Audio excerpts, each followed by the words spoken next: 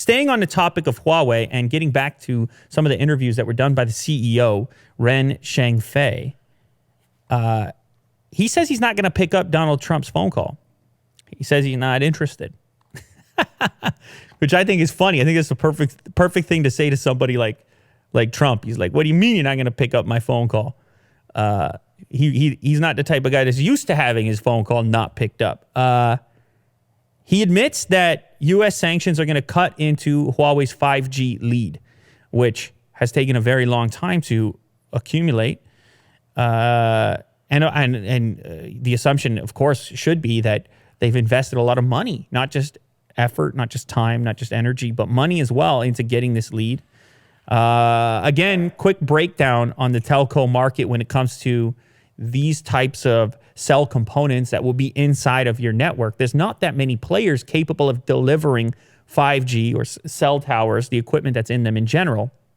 You've got Huawei, who's of course been covered. Then there's Ericsson and Nokia as well.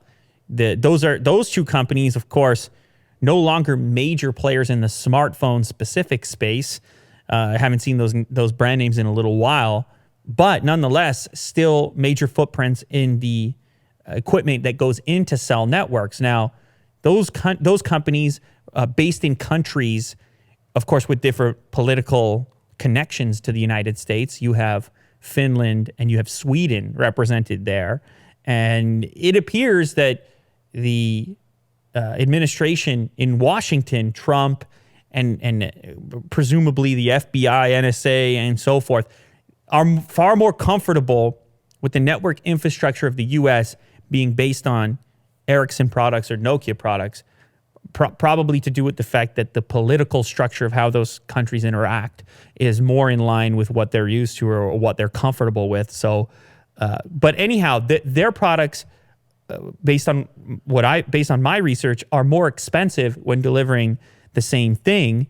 And that's kind of the difficulty in utilizing their products for this 5G rollout, which is going to have to replace a ton of equipment across networks in North America for T-Mobile, AT&T, Sprint, Verizon. You've also got U.S. Cellular listed there. In fact, networks all across the world that are interested in transitioning to 5G are going to be looking for cost-effective solutions. And as of right now, Huawei is that only cost-effective solution. In fact, one of the first places that's going to be hit by this ban directly is rural United States. The Huawei ban threatens wireless service in rural areas. I've got an article here from the New York Times. Obviously, if you live in an urban setting, you're probably not faced too frequently with a lack of reception. You probably can make a call and access data anywhere that you are. You probably take it for granted. In the rural areas of the United States, it's a big country. There's a lot of people out in farmland, basically. And they were already lacking service, so much so that the government had issued subsidies in order to improve service to these citizens that are in these areas. Those subsidies were then used by these small operators to put in new equipment into these regions. But those small operators on this kind of slim budget had no choice but to use Huawei products, surprisingly enough. So this particular article, it details the struggle that's going to take place for these regional providers, and we talked about this on previous episodes, to offer up their services without access to these products. And in the case study in this particular article specifically, they've been making promises, these regional telcos, for a while to improve services to their customers. But those promises were based on the costs associated with a rollout continuing to use Huawei products to improve that coverage through more antennas and so forth. And now those promises probably can't be met if these companies are not only forced, by the way, to buy new products from companies other than Huawei, but also to go back and replace the products that they already have within their network that are currently branded Huawei and providing the services that these people have. So it's a really complicated situation. And it's another region in which the effect is kind of a consequence, maybe an unexpected or an underreported consequence of this type of policy that came from the administration. Because in this particular case, like here's a group of people that's underserviced to begin with, where they may actually, the companies they rely on for their telecommunications may actually go out of business. They may actually lose their connections in these regions if this equipment goes offline. Now you might say, well, then the big providers could go in there. Well, what this does is it sort of consolidates power.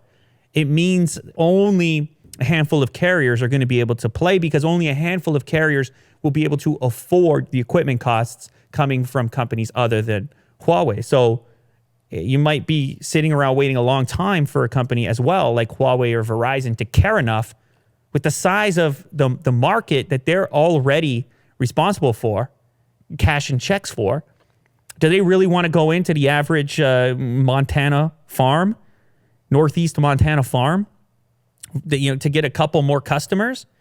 See, the reason this is so difficult is because these are vast landscapes with a limited number of people. So a big company might not care that much. A regional company can go in there and put the work in to gather up these customers, potentially. Mr. Kilgore chose Huawei, which offered to customize its equipment and charge 20 to 30% less than competitors. That, of course, is the spokesperson, the owner, I suppose, of one of these regional networks. Which regional network is his, Will? I can't remember the name of it. It's up there somewhere. Anyhow, point being is Niemont is the name of the carrier. I mean, is there a chance that anyone watching the show is a customer of Niemont, the wireless carrier, or Niemont, however it's pronounced?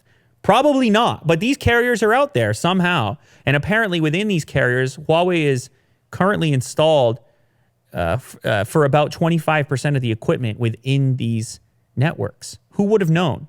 Again, I am not personally in a rural environment. I'm in the Toronto area here, and it's only a select group of carriers, 3 basically, that provide almost everybody's services. So this is very different in the United States, as you can tell, and there are underserviced regions which were benefiting in a way from this affordable Huawei equipment. Now, in the presence of a ban like this, if this is to persist, they're going to have to figure out other ways, and it's going to cost more money, obviously, if for these people to maintain services. Maybe the government subsidies have to go up even greater. Who really knows? It's another layer in this very complicated sandwich.